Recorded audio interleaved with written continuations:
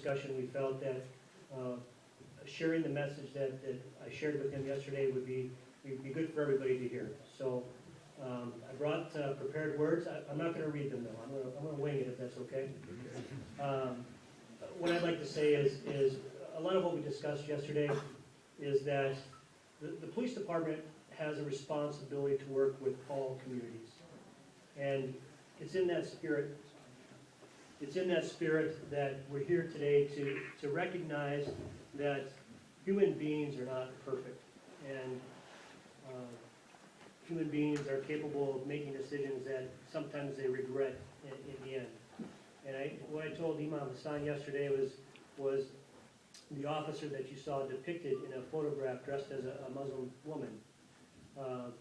He's a good man, and he didn't do that with intent to insult or intent to harm or intent to make fun of. It was his attempt to humor, to wear a costume to a Halloween party.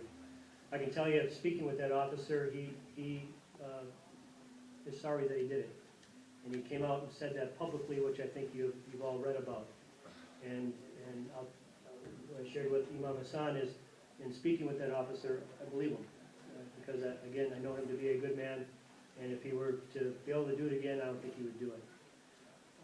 One of the things that I've watched over the last few days now is that between us, there are differences.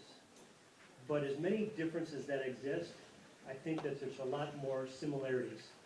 And I think it's those similarities that exist between us and the things that we want in life that are the same, such as safe neighborhoods and successful kids and safe families and a strong America. And all those things that we want together, I think, help us endure challenges like we had the other day.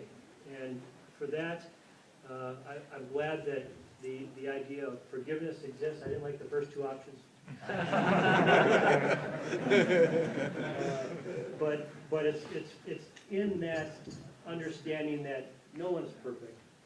The St. Paul Police Department, led by Chief Smith, who you've met probably, was a very good man and believes in partnerships and believes in working together to solve problems. I think it's because of that foundation that we've built that we've been able to work through this challenge that we've just recently had. I have to say, I think that as I stand here today, I know that the St. Paul Police Department will make other mistakes. We will. We spend a great deal of time trying to help our employees understand how to interact with people who are Muslim, or people who are Christian, or people who are Jewish. We understand that cultural beliefs are very strong, and we have to recognize them and be competent when we do interact with people who might be different than ourselves. And I guess what I'm saying is the idea that if we are to give our people instruction on how to do things properly, we're still not always going to get it right. We spent a great deal of time this year because Ramadan was in the summertime, and we knew that kids would be out late. We were working with Kasim, actually. He made a suggestion, hey, how about we make a video for your officers so that they understand what's going to happen at this time of the year, what our community is going to be doing, so that if you see our kids out at late, or if you see big gatherings in places, it's not crimes. It's normal living, and it's important to us at the time. We did that, and thank you for that advice. And because of that, I think our officers went out and were able to more intelligently and properly interact with people without insulting. Because again, I don't think the officers, when they go out and do their job, they intend to insult on purpose, but we're capable of mistakes. And it's with that in mind is why we feel that there's such an importance on training. Now, what we discussed yesterday was the idea that we are going to continue on that path of training.